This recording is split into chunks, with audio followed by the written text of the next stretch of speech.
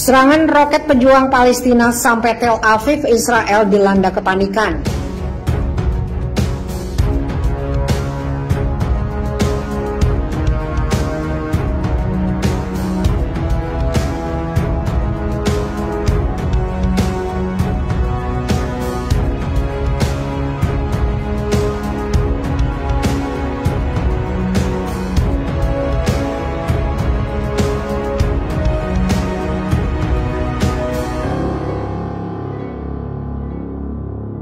Para pejuang Gaza, Palestina meluncurkan serangan roket ke Israel dalam konfrontasi terbaru dipicu kekerasan tentara Zionis di Masjid Al-Aqsa. Bahkan serangan roket-roket Gaza sampai jantung Tel Aviv, pusat kota perdagangan negara Yahudi. Di Israel, kepanikan terjadi di mana-mana, sirine meraung-raung di berbagai kota menandakan datangnya serangan roket. Sejauh ini 3 orang tewas dari pihak Israel akibat serangan roket. Tidak semua rudal pertahanan Iron Dome Israel merontokkan roket-roket yang diluncurkan dari Gaza. Bagi Israel, serangan roket yang mencapai Tel Aviv merupakan pertanda buruk sekaligus tantangan baru selama konfrontasi terbaru kedua pihak selama ini. Sangat jarang roket-roket dari Gaza mampu mencapai Tel Aviv yang jaraknya mencapai puluhan kilometer dari perbatasan. Perdana Menteri Israel Benyamin Netanyahu memperingatkan kepada kelompok militan Gaza bahwa mereka akan membayar dengan harga sangat mahal atas tembakan roket yang mencapai pinggiran Yerusalem pada Senin saat peringatan Yerusalem Day, yaitu perebutan Yerusalem Timur dalam Perang 1967. Kami berada di puncak kampanye yang berat. Milisi Palestina dan jihad Islam akan membayar dengan harga yang sangat mahal atas permusuhan mereka. Mereka akan kehilangan darah, kata Netanyahu dalam pidato yang disiarkan televisi seperti dilaporkan kembali Reuters hari Rabu. Israel mengerahkan 80 jet tempur untuk mengebom Gaza. Bukan hanya itu, militer Zionis mengirim pasukan infanteri serta kendaraan lapis baja ke perbatasan. Pengerahan pasukan ini mengingatkan kembali akan perang besar terakhir kedua pihak pada 2014. Lebih dari 2.100 warga Gaza tewas dalam perang selama 7 pekan ini.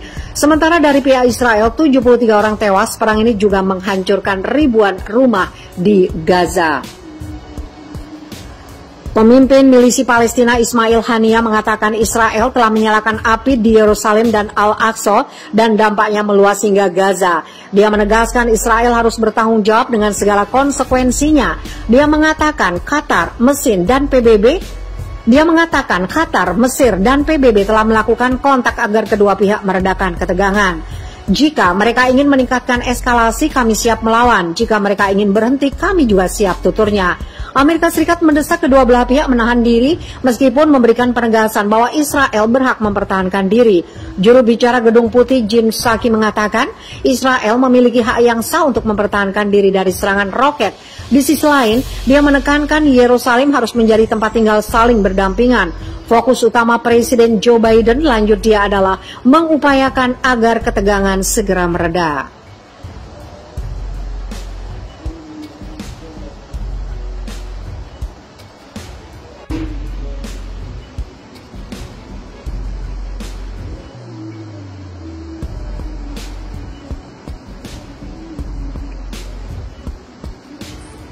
Pertempuran kian sengit PBB Israel, milisi Palestina menuju perang skala penuh.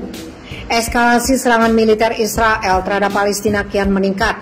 Terbaru menurut utusan PBB untuk perdamaian Timur Tengah Tor Wennesland, kekerasan yang meningkat antara Israel dan kelompok Islam milisi Palestina yang menguasai Gaza meningkat menuju perang skala penuh. Segera hentikan penembakan, kata Tor Wennesland seperti dikutip oleh pikiranrakyat.com dari The New Arab. Setidaknya 30 warga Palestina termasuk 10 anak-anak tewas dalam pemboman Israel terhadap jalur pantai padat penduduk sejak Senin malam. Sementara itu 3 warga Israel tewas oleh tembakan roket. Kami meningkat menuju perang skala penuh, para pemimpin di semua sisi harus mengambil tanggung jawab di eskalasi, ujar Wenesland. Ratusan warga Palestina terluka dalam beberapa hari terakhir ketika polisi Israel menyerbu komplek Masjid Al-Aqsa di Yerusalem. Kekerasan polisi dan ancaman pengusiran beberapa keluarga Palestina dari rumah mereka di Yerusalem Timur telah memicu protes di tepi barat yang diduduki dan di antara komunitas Palestina di Israel. Masjid Al-Aqsa adalah situs tersuci ketiga di dunia bagi umat Islam. Orang Yahudi menyebut daerah itu Temple Mount dan mengklaim tempat itu sebagai situs dari dua kuil Yahudi di zaman kuno. Israel menduduki Yerusalem Timur selama Perang Arab Israel tahun 1967 dan mencaplok seluruh kota pada tahun 1980, sebuah tindakan yang tidak pernah diakui oleh komunitas internasional.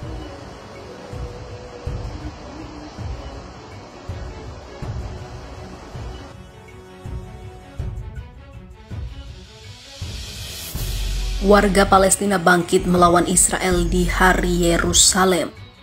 Dendam terbalaskan.